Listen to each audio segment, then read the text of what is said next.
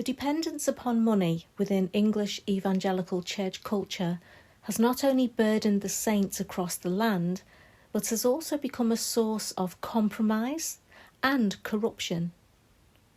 A characteristic of false teachers that God warns us about is as follows: "And through covetousness shall they with feigned words make merchandise of you.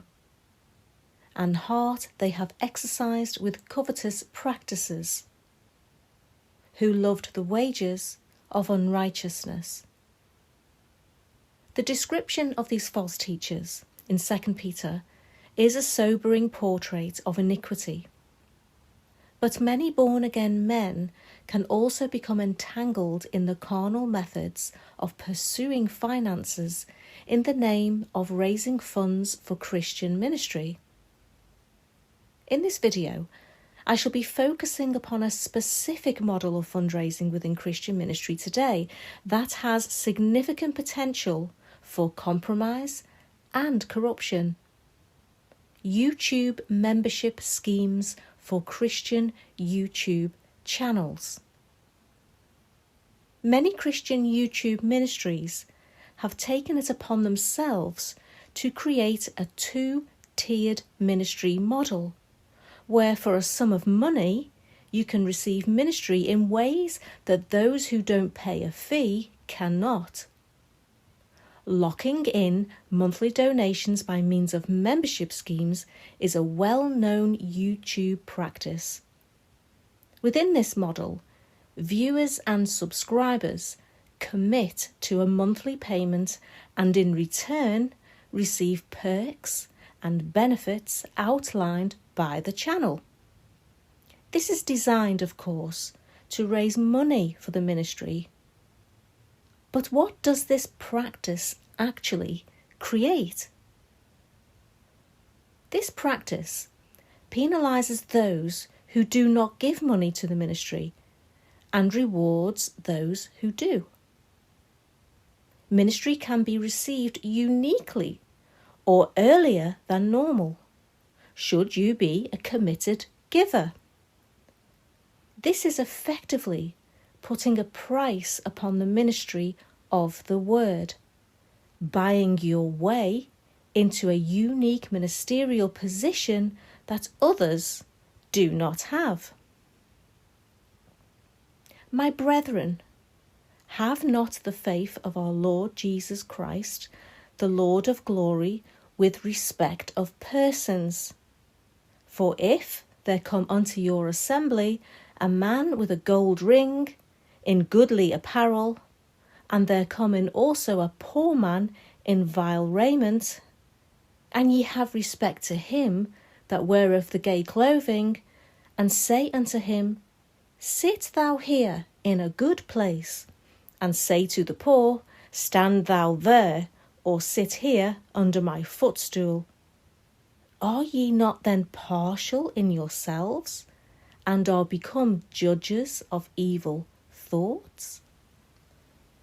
Membership schemes for Christian ministry penalise the poor, the widow with her mite, and reserve ministry for those who can pay money. Further corruption is inevitable for YouTube membership schemes, which uniquely reward those giving. When a Christian ministry is seeking money to sustain itself, those giving will be prioritised and less likely to be reproved. One reason why reproof and correction has disappeared from churches is because paid pastors cannot afford financially to upset those giving them their wage. Most paid Christian ministerial jobs in the UK are completely unnecessary and do nothing but burden churches and Christians with financial obligations and costs which could be better used elsewhere. It is the same with many YouTube channels. Middle-of-the-road content is put out so as to maintain the most amount of subscribers and views and offend as few people as possible. The quality of ministry is affected when a ministry is dependent upon the money of those viewing.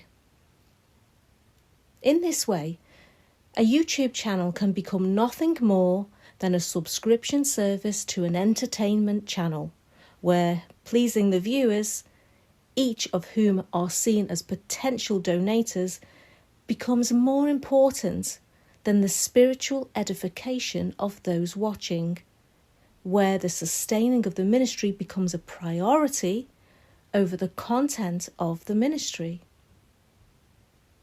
If men and women presumptuously decide that they should be paid for producing content for YouTube, they cannot expect God's blessing upon this and are inevitably forced to beg, borrow, and creep into houses in order to extract money from people in order to make a living.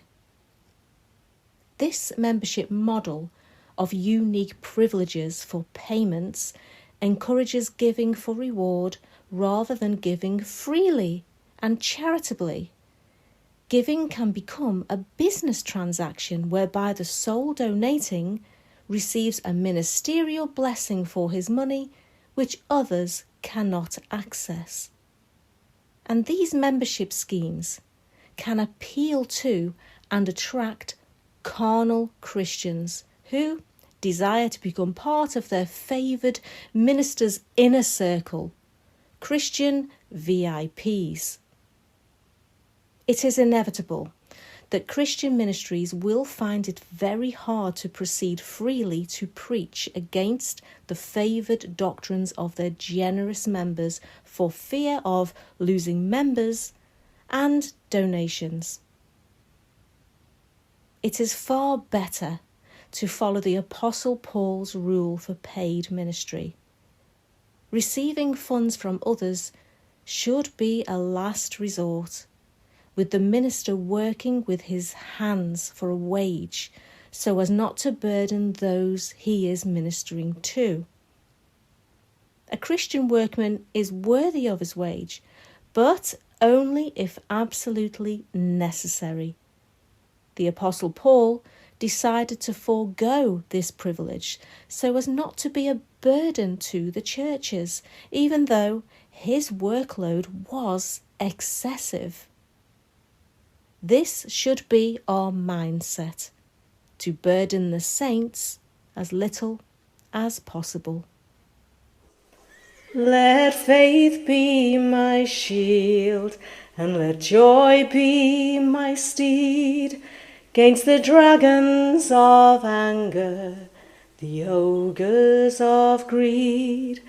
And let me set free with the sword of my youth from the castle of darkness, the power of truth.